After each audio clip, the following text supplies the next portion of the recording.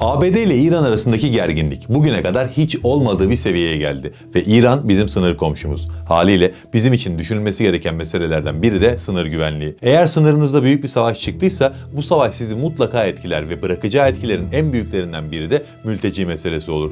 Her savaşın mültecisi vardır. Özellikle büyük savaşlarda insanlar eğer savaşın bir tarafı olarak kendilerini hissetmiyorlarsa o ortamdan kaçmaya çalışırlar. Bir göç hareketi başladığında da tabii ki en güvenli sınır neresiyse insanlar oraya doğru kaçarlar. İşte ABD ile İran arasındaki muhtemel savaşı bu pencereden düşünmek zorundayız. Çünkü İran'da bir savaş çıkarsa insanların gelmek isteyecekleri ilk yer Türkiye olacak. Ama bu mesele belli ihtimaller üzerinden konuşulması gereken bir mesele. Yani İran'da savaş çıktı, Türkiye'ye mülteci akın olacak şeklinde yüzeysel değerlendirme yapabileceğimiz bir konu değil bu. O yüzden uzatmadan bugünlerde merak edilen sorunun cevabına geçelim. Eğer ABD İran'ı vurursa İran'dan Türkiye'ye ciddi bir mülteci akını yaşanır mı?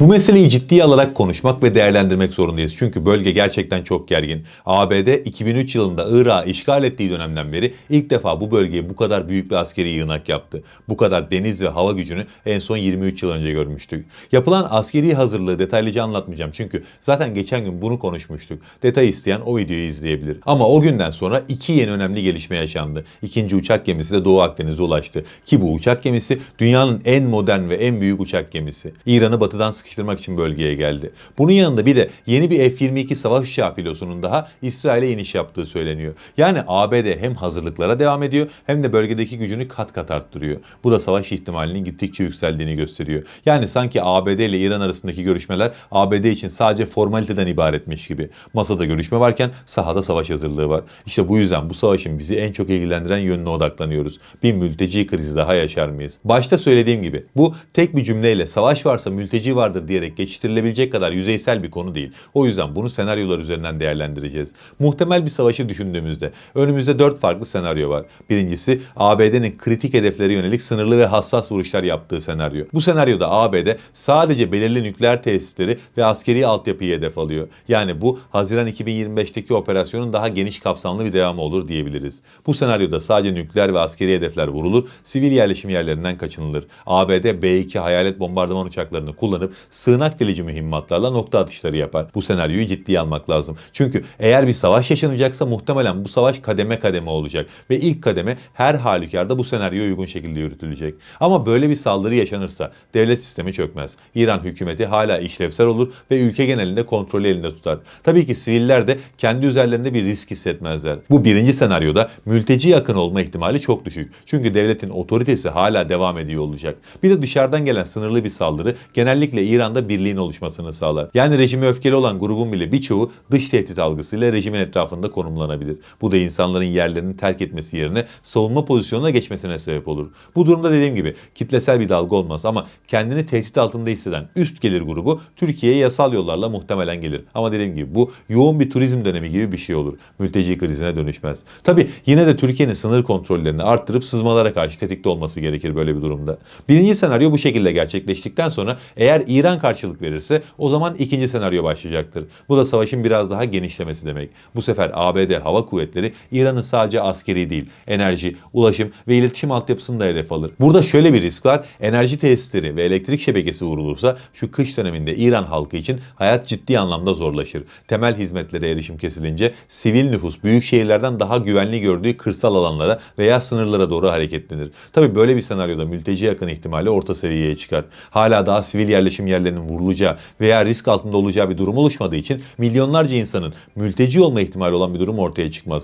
Ama yine de yüz binlerle anlatılacak seviyede bir hareketlilik yaşanacaktır. İşte bu senaryoda Türkiye'nin sınır güvenliği için ciddi şekilde harekete geçmesi gerekiyor. Zaten 2016'dan beri İran sınırına 3 metrelik beton duvar inşa ediliyor. Bunun en yoğun hareketliliğin olduğu 380 kilometrelik kısmı tamamlandı ve bu hat ciddi şekilde kontrol altında. İşte Türkiye'nin böyle bir durumda yapması gereken şey mültecileri bu duvarın İran tarafında kurulacak götürmek, güvenli bölgelerde ve çadır kentlerde tutmak. Yüz binlerle ölçülecek bir göç hareketi bu şekilde kontrol altında tutulabilir. Ama 3. senaryodan itibaren işler değişir. Bu senaryo düşük ihtimali olan senaryo. Yani ABD'nin Irak modelinde olduğu gibi İran'ı karadan işgal etmeye girişeceği senaryo. Ben buna ihtimal bile vermiyorum. Ama eğer olur da İran ciddi karşılık verirse ABD istese de çekilemeyeceği bir senaryonun içine düşer ve bu ihtimal ortaya çıkar. Böyle bir durumda milyonlarla anlatılacak seviyede göç hareketleriyle karşı karşıya kalırız ve milyonlarca insanın sınıra yığıldığı bir senaryoda hiçbir fiziksel duvar tek başına engel olamaz. İşte bu senaryoda Türk askerinin İran'a girmesi kaçınılmaz hale gelir.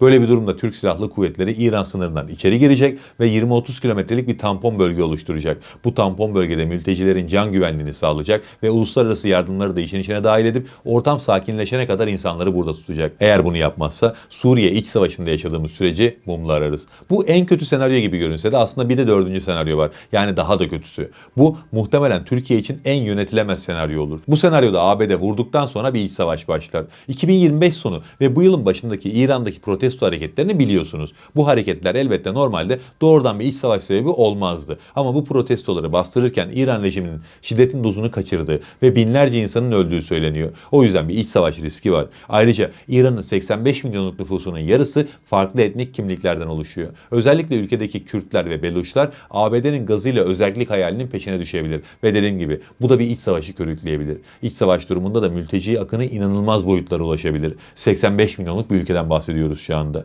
Ve böyle bir durumda Türkiye bütün gücünü ve enerjisini İran sınırını korumaya ve İran içerisinde güvenli bir tampon bölge oluşturmaya harcamak zorunda. Tabii özellikle 3.